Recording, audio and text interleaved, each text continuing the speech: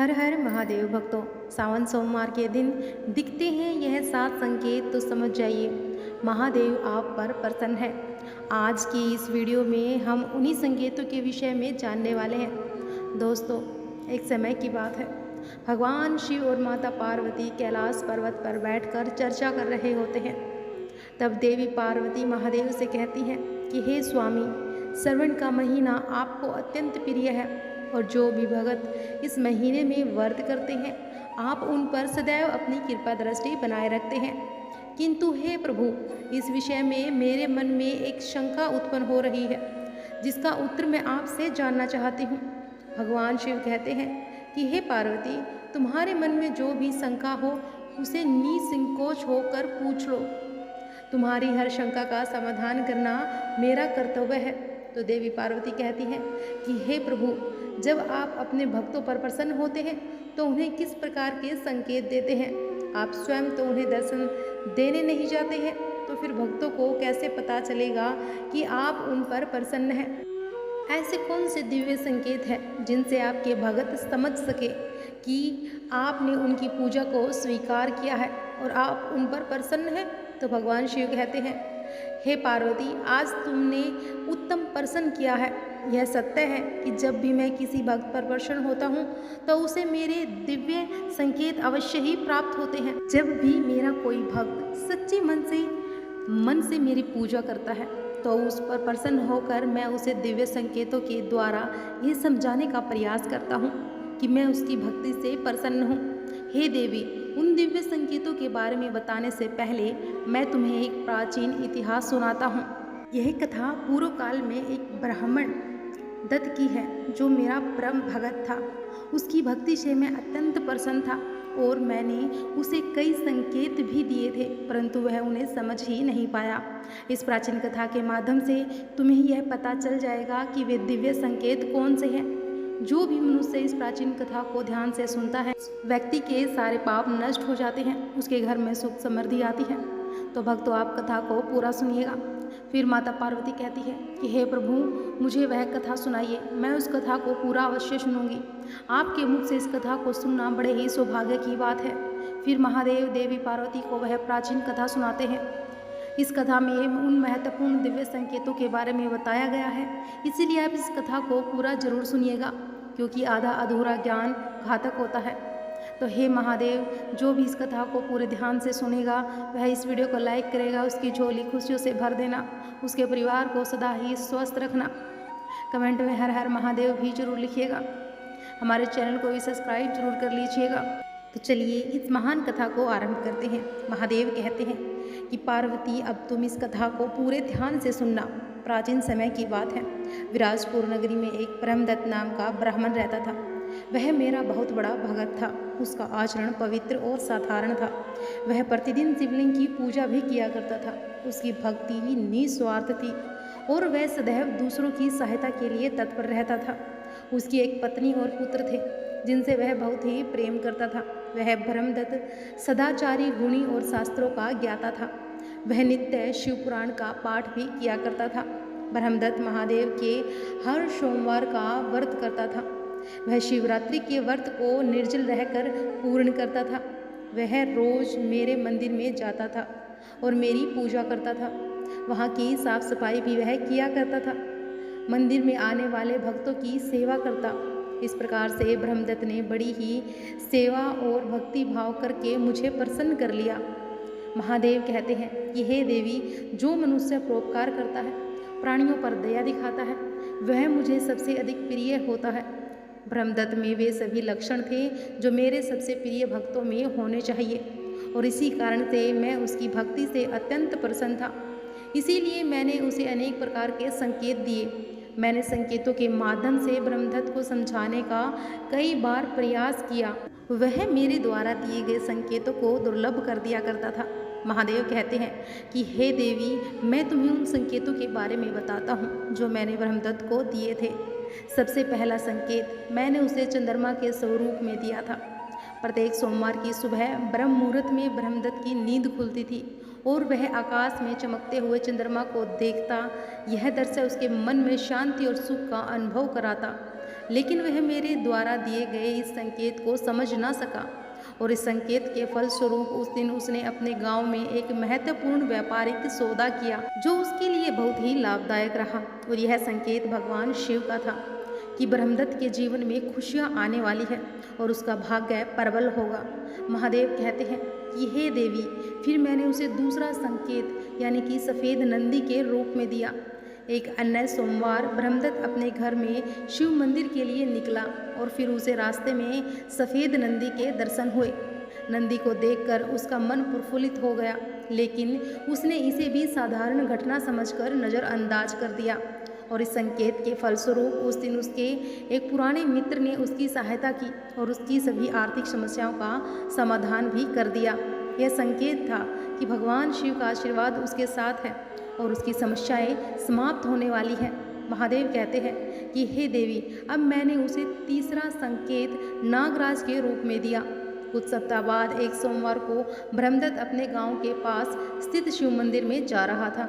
रास्ते में नाग देवता को देखा। यह दृश्य उसे विचलित कर गया क्योंकि नागों से उसका स्वाभाविक भय था।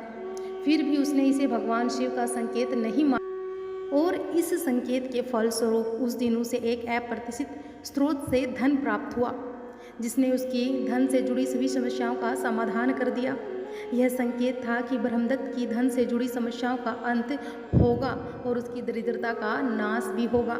महादेव कहते हैं कि हे देवी, उसके बाद मैंने उसे चौथा संकेत भी दिया। अगले सोमवार को ब्रह्मदत्त ने मंदिर के पास एक वृक्ष के नीचे स्त्री और पुरुष को एकांत में बैठे देखा और उसे यह दृश्य अजीब लगा, लेकिन उसने इसे भी सामान्य घटना समझकर अपने ध्यान से परे कर दिया और इस संकेत के फलस्वरूप उसी दिन उसके पुत्र का विवाह एक अत्यंत गुणी और सुंदर स्त्री से तय हो गया, जिससे कि पूरे परिवार में आनंद और खुशी का माहौल बन गया। यह संकेत था कि उसे एक अच्छा जीवन साथी मिलेगा या विवाहित होने पर पति पत्नी का प्रेम बढ़ेगा। महादेव कहते हैं कि देवी, अब मैंने उसे पांचवा संकेत एक काले रंग के श्वान के रूप में दिया। एक दिन सोमवार को जब वह अपने घर लौट रहा था तो उसने अपने द्वार पर एक काले कुत्ते को बैठा देखा और कुत्ता उसे देखकर दुम हिलाने लगा, परंतु ब्रह्मदत्त ने इसे शुभ संकेत नहीं समझा। किंतु इस संकेत के फलस्वरूप उसी दिन उसके परिवार पर आने वाला एक बड़ा संकट टल गया जब ब्रह्मदत्त की एक बीमारी का उपचार समय पर मिल गया। यह संकेत था कि उसके जीवन पर आने वाला कोई बड़ा संकट टल चुका है। महादेव कहते हैं कि हे देवी, उसके बाद मैंने उसे छठा संकेत भी दिया। इसके बाद एक अन्य सोमवार को ब्रह्मदत्त एक गली में चलते हुए जा रहे थे जहां उन्हें एक मिट्टी के घड़े को दूध से भरा हुआ देखा। उसने सोचा कि यह किसी व्यक्ति का गिरा हुआ घड़ा होगा, इसीलिए उसने इसे नज़रअंदाज कर दिया और इस संकेत के फलस्वरूप उसी दिन उसके व्यापार में अचानक वृद्धि भी हुई और उसे कई नए अवसर प्राप्त हुए। यह संकेत था कि उनका बुरा समय समाप्त होने वाला है और अच्छा वक्त आने वाला है। महादेव कहते हैं कि हे देवी, उसके बाद मैंने उस ब्रह्मदत्त को भस्म लगाई हुई व्यक्ति के रूप में दर्शन देकर सातवां संकेत दिया। एक सोमवार को ब्रह्मदत्त ने एक व्यक्ति को देखा जिसने अपने शरीर पर भस्म लगाई हुई थी। उसे देखकर ब्रह्मदत्त के मन में विचित्रता उत्पन्न हुई, लेकिन उसने इस दृश्य को भी नज़रअंदाज कर दिया और इस संकेत के फलस्वरूप उस दिन उसकी स्वास्थ्य समस्याओं का अंत हो गया। उसे एक लंबे समय से चली आ रही बीमारी से मुक्ति मिल गई। यह संकेत था कि उसे उत्तम स्वास्थ्य की प्राप्ति होगी और उसके सभी रोगों का नाश होगा। महादेव कहते हैं कि हे देवी, इतने संकेत देने के बावजूद भी वह ब्रह्मदत्त समझ ही नहीं पाया कि मैंने उसे स्वप्न के माध्यम से आठवां संकेत दिया। एक रात ब्रह्मदत्त ने स्वप्न में त्रिशूल देखा जो भगवान शिव का मुख्य अस्त्र है और यह संकेत था कि ब्रह्मदत्त के समस्त शत्रुओं का नाश हो जाएगा और इस संकेत के फलस्वरूप ब्रह्मदत्त के जो भी शत्रु थे वे उसके घर पर आकर उसे क्षमा याचना करने लगे। एक अन्य रात सपने में मैंने उसे डमरू दिखाया जो भगवान शिव के संगीत का प्रतीक है और यह संकेत था कि उसके जीवन में संगीतमय संतुलन और आनंद आने वाला है। उसी सप्ताह उसके घर में एक बड़े उत्सव का आयोजन हुआ जिससे सभी को अत्यधिक खुशी और संतोष प्राप्त हुआ। इतने संकेत मिलने के बाद भी ब्रह्मदत्त भगवान शिव की माया को समझ ही नहीं पाया और ब्रह्मदत्त भगवान शिव के दर्शन के लिए व्याकुल था। उसके मन में महादेव के दर्शन करने की अभिलाषा थी और वह उनके दर्शन करने के लिए कुछ भी कर सकता था। फिर एक दिन ब्रह्मदत्त ने अत्यंत दुखी होकर अपने प्राण त्यागने का निश्चय किया और प्राण त्यागने के लिए वह नदी की ओर जाने लगा। नदी के पास पहुंचने पर नदी के किनारे खड़ा होकर वह महादेव से प्रार्थना करने लगा कि हे महादेव, मुझे दर्शन दीजिए। क्या आपके इस तुच्छ भगत से कोई भूल हुई है? क्या मेरी भक्ति में कोई कमी रह गई है? अगर मेरी भक्ति सच्ची है तो आज आप मुझे इसी समय दर्शन दें, अन्यथा मैं अपने प्राण त्याग दूंगा। इतना कहकर ब्रह्मदत्त नदी में कूदने ही वाला था कि महादेव उस स्थान पर प्रकट हुए। भगवान शिव ने प्रेम पूर्वक कहा, ब्रह्मदत्त, मैं तुम्हारी भक्ति से अत्यंत प्रसन्न हूँ और मैंने तुम्हें अनेक संकेत भी दिए हैं, परंतु तुमने उन्हें समझा नहीं। साक्षात महादेव के दर्शन करके ब्रह्मदत्त बड़ा प्रसन्न हुआ और उन्हें बारंबार नमस्कार करने लगा। उसकी आंखों से आंसू निकल रहे थे। ब्रह्मदत्त ने हाथ जोड़कर कहा कि हे भगवान, मैं मूर्ख हूँ, मैं अज्ञानी हूँ, मैं आपके संकेतों को समझ ही नहीं पाया। कृपा इस तुच्छ भगत को क्षमा कीजिए। हे प्रभु, कृपा आप मुझे उन संकेतों का महत्व समझाएं। भगवान शिव ने ब्रह्मदत्त को प्रत्येक संकेत का महत्व समझाया। उन्होंने कहा कि हे ब्रह्मदत्त, जब तुम्हारी नींद ब्रह्ममुहूर्त में खुली और तुमने चंद्रमा को देखा, वह संकेत था कि तुम्हारे जीवन में खुशियाँ आने वाली है।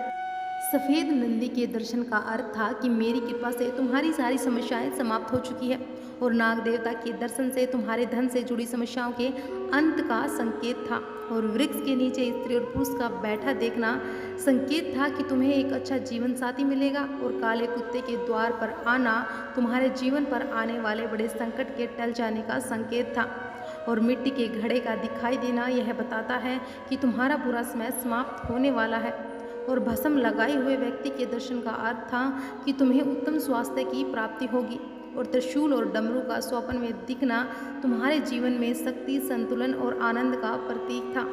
लेकिन तुमने मेरे इन सभी संकेतों को दुर्लभ कर दिया, इसीलिए मुझे स्वयं तुम्हें दर्शन देने के लिए ही आना पड़ा।